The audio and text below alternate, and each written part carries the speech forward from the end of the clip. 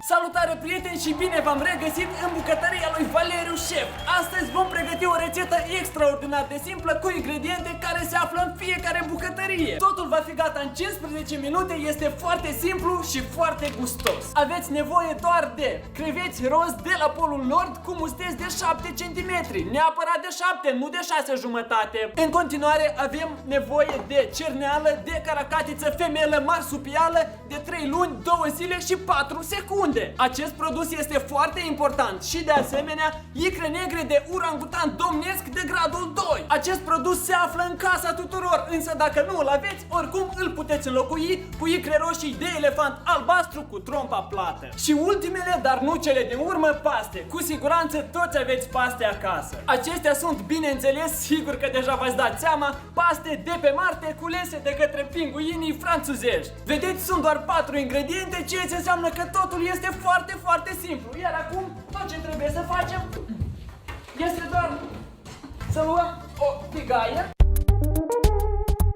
așa, pe care o vom umple cu apă care se găsește peste tot, adică apă din fluviul Nil. Așa, turnăm un pic de apă, iar acum trebuie să curățim un crevete. După cum vedeți, nu-l curăț simplu, este curățarea prin procesul de penire a castraveților din Madagascar. Iar apoi îi adăugăm, uite aici. Până aici totul este foarte simplu. În continuare punem apa la fiert folosind tehnica ciolipione. Nu cred că mai este cazul să vă explic ce înseamnă asta, cu toții știți deja. Asta a fost etapa cea mai grea. În continuare cred că totul este clar și nu mai este nevoie să revin cu detalii. Presupun că până aici totul a fost clar. Tot ce a rămas este să adăugăm un pic de sos. Nice. Așa, un pic de sos, doar uitați-vă cât de apetisantă arată această mâncare. Și, desigur, un pic de prăfuleț magic. Așa, acum pot să vă spun doar un lucru. Bun apetit! Hai să vedem ce părere au abonații mei despre această rețetă. Deci...